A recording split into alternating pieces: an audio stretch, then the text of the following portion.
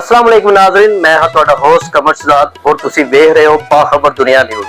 बाखबर दुनिया न्यूज़ ਦੇ programme Pakistani talent ਦੇ ਵਿੱਚ ਅੱਜ ਮੈਂ ਮੰਡੀ ਬਹਾਵਲਦੀਨ ਦੇ ਇੱਕ ਜਾਦੂਗਰ ਨਾਲ ਮੁਲਾਕਾਤ ਕਰਵਾਉਣ ਚੱਲਿਆ ਵਾਂ। ਆਓ ਤੁਹਾਡੀ ਇੱਕ ਜਾਦੂਗਰ ਨਾਲ ਮੁਲਾਕਾਤ ਕਰਵਾਉਂਦੇ ਆ ਔਰ ਉਹਨਾਂ ਦੇ ਤੁਹਾਨੂੰ ਮੁxtਲਿਫ ਟੈਲੈਂਟ ਦਿਖਾਉਂਦੇ ਆ।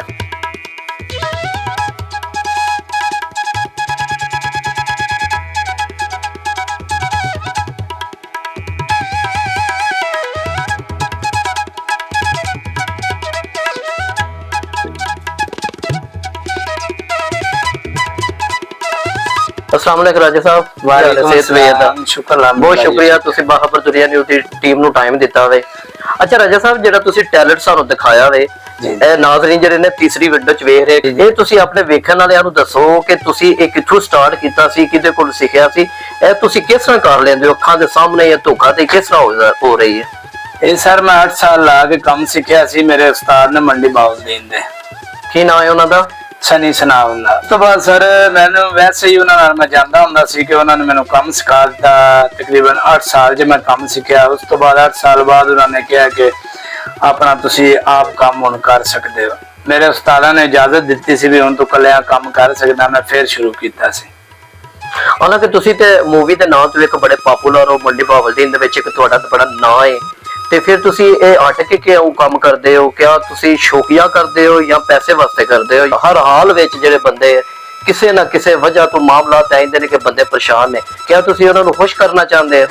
ਜੀ ਅੱਜ ਕੱਲ ਦਾ ਜਿਸ ਤਰ੍ਹਾਂ ਦਾ ਵਕਤ ਜਾ ਰਿਹਾ, ਹਰ ਬੰਦਾ ਬਹੁਤ ਪਰੇਸ਼ਾਨ ਹੈ, ਲੇਕਿਨ ਮੇਰਾ 2-3 ਘੰਟੇ ਦਾ ਸ਼ੋਅ ਹੁੰਦਾ ਹੈ। ਬੱਚੇ ਫੈਮਲੀਆਂ ਬਹੁਤ ਇੰਜੋਏ ਕਰਦੇ ਨੇ, ਐਂਟਰਟੇਨਮੈਂਟ ਕਰੀਦੀ ਬੱਚਿਆਂ ਨੂੰ ਖੁਸ਼ ਕਰਨ ਵਾਸਤੇ, ਤੇ ਉਹ ਬੜਾ ਲਾਈਕ ਕਰਦੇ ਨੇ, ਬਹੁਤ ਜ਼ਿਆਦਾ ਪਸੰਦ ਕਰਦੇ ਨੇ ਇਸ ਚੀਜ਼ ਨੂੰ।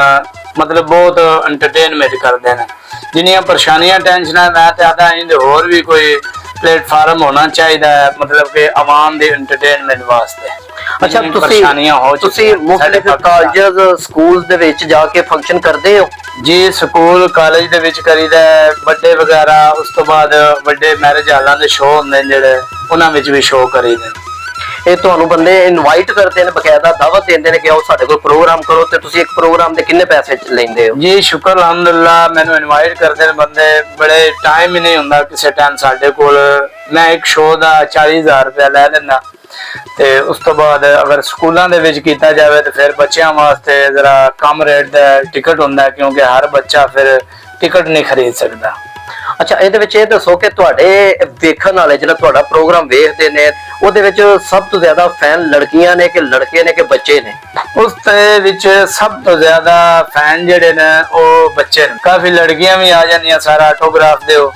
ਉਸ ਤੋਂ ਬਾਅਦ ਕਾਫੀ ਬੱਚੇ ਵੀ ਇਸ ਤਰ੍ਹਾਂ ਬੜਾ ਲਾਈਕ ਕਰਦੇ ਨੇ। ਮੈਂ ਸ਼ਹਿਰ ਵਿੱਚ ਜਾ ਰਿਹਾ ਉਹਨਾਂ ਤੇ ਉਹ ਕਹਿ ਰਹੇ ਹੁੰਦੇ ਨੇ ਉਹ ਜਾਦੂਗਰ ਜਾ ਰਿਹਾ। ਅੱਛਾ, ਇਹਦੇ ਵਿੱਚ ਤੁਹਾਨੂੰ ਕਦੀ ਹੁਕੂਮਤ ਨੇ ਵੀ ਕੋਈ ਫੈਸਿਲਿਟੀਆਂ ਦਿੱਤੀਆਂ ਨੇ ਕਿ ਤੁਹਾਨੂੰ ਸਹੂਲਤਾਂ ਦਿੰਦੇ ਹੋਣ ਕਿ ਐਸੇ ਪ੍ਰਾਈਵੇਟ ਤੁਸੀਂ ਪ੍ਰੋਗਰਾਮ ਕਰਦੇ ਹੋ ਆਪਣੇ ਤਰੀਕੇ ਨਾਲ? ਹੁਕੂਮਤ ਨੇ ਫਿਲਹਾਲ ਕੋਈ ਨਹੀਂ ਇੰਦਾ ਮੈਨੂੰ ਕੋਈ ਉਹਨਾਂ ਨੇ ਮੇਰੇ ਹੈਲਪ ਕੀਤੀ ਜਾਂ ਕੋਈ ਨਹੀਂ ਇਸ ਤਰ੍ਹਾਂ ਕੀਤਾ ਕਿ ਉਹਨਾਂ ਵੱਡੇ ਪਲੇਟਫਾਰਮ ਤੇ ਮੈਂ ਜਾ ਸਕਾਂ। ਹੁਕੂਮਤ ਨੂੰ ਤੁਸੀਂ ਕੀ ਪੈਗਾਮ ਦੇਣਾ ਚਾਹੁੰਦੇ ਹੋ ਕਿ ਇਹਦੇ ਪ੍ਰੋਗਰਾਮ ਜਿਹੜੇ ਨੇ ਇਹਦੇ ਪਲੇਟਫਾਰਮ ਤੇ ਜਿਹੜੇ ਨੇ ਸਕੂਲਸ ਵਿੱਚ ਮੁਖਤਲਿਫ ਕਾਲਜਾਂ ਵਿੱਚ ਹੁਕੂਮਤ ਕਰਵਾਏ ਤਾਂ ਕਿ ਜਿਹੜਾ ਨਾ ਉਹ ਬੱਚੇ ਜਿਹੜੇ ਨੇ ਇਹ ਸ਼ੋਅ ਵੇਖ ਕੇ ਟੈਲੈਂਟ ਜਿਹੜਾ ਵੇਖ ਕੇ ਤੁਹਾਡਾ ਉਹ ਇੰਜੋਏ ਕਰਨ? जी बिल्कुल, हुकूमत वास्ते मैं यही गल करना चाहांगा कि मैनू और सपोर्ट करन ताकि मैं ज़्यादा तो ज़्यादा शो करा, ताकि साडी मंडी बहावलदीन दे पूरे पाकिस्तान दे जिहड़ी आवाम परेशान है वो खुश रहे, एंटरटेनमेंट उन्हां वास्ते ये हुकूमत मैनू सपोर्ट करे होर ज़्यादा, मतलब मैं भी शो करा। अच्छा, जिस तरह तुसी प्रोग्राम करते हो ਇਹਦੇ ਵਿੱਚ ਕੋਈ ਨਾ ਕੋਈ ਤੇ ਹੈ ਵੇ ਜਿਹਨੂੰ ਤੁਸੀਂ ਕਾਪੀ ਕਰਦੇ ਹੋ? ਤੁਸੀਂ ਵੀ ਲਾਈਕ ਤੇ ਕਿਸੇ ਨੂੰ ਕਰਦੇ ਹੋ ਨਾ ਯਾਰ, ਵੇਖ ਕੇ ਕਿਸੇ ਨੂੰ ਬੰਦਾ ਆਖਦਾ ਕਿ ਯਾਰ ਇਹ ਬੰਦਾ ਜਿਹੜਾ ਨਾ ਇਹ ਬਹੁਤ ਅੱਛਾ ਵਰਕ ਕਰਦਾ ਹੈ, ਉਹਦਾ ਕੀ ਨਾਂ ਹੈ? ਕਿਹਨੂੰ ਤੁਸੀਂ ਪਸੰਦ ਕਰਦੇ ਹੋ? मैं अपने उस्ताद ने पसंद करदा जी। मेरे उस्ताद मोहतरम ने उन्होंने देख के सारा कुछ मैं सीखा, उन्होंने मैंने सिखाया सारा कुछ, मैं उन्होंने लाइक करदा। ਰਾਜਾ ਸਾਹਿਬ, ਇਹਦੇ ਵਿੱਚ ਤੁਸੀਂ ਬੜੇ ਖਤਰਨਾਕ ਖੇਲ ਖੇਲਦੇ ਹੋ। ਜੀ ਜੀ, ਤੁਹਾਡੇ ਵੇਖਣ ਵਾਲਿਆਂ ਵਿੱਚੋਂ ਬੱਚੇ ਵੀ ਨੇ, ਵੱਡੇ ਵੀ ਨੇ, ਉਹਦੇ ਵਿੱਚੋਂ ਬੱਚਿਆਂ ਨੂੰ ਕੀ ਪੈਗਾਮ ਦਿਓਗੇ? ਜੀ ਬੱਚਿਆਂ ਨੂੰ ਮੈਂ ਇਹ ਪੈਗਾਮ ਦੇਣਾ ਹੈ ਕਿ ਸਾਡੀ ਇੱਕ ਰੱਸੀ ਵਾਲੀ ਆਈਟਮ ਹੈ, ਗੰਢ ਮਾਰ ਕੇ ਅਸੀਂ ਰੱਸੀ ਨੂੰ ਇੰਜ ਗਲੇ ਤੋਂ ਕੱਢ ਦੇਈਦਾ।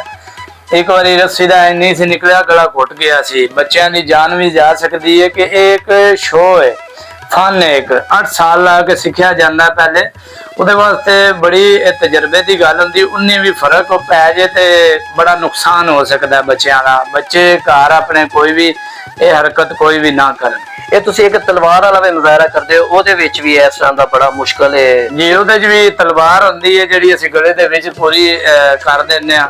ਕਾਫੀ ਆਈਟਮਾਂ ਐਸੀਆਂ ਹੁੰਦੀਆਂ ਨੇ ਕਿ ਜਿਹਨਾਂ ਨਾਲ ਜਾਨ ਵੀ ਬੰਦੇ ਦੀ ਜਾ ਸਕਦੀ ਹੈ।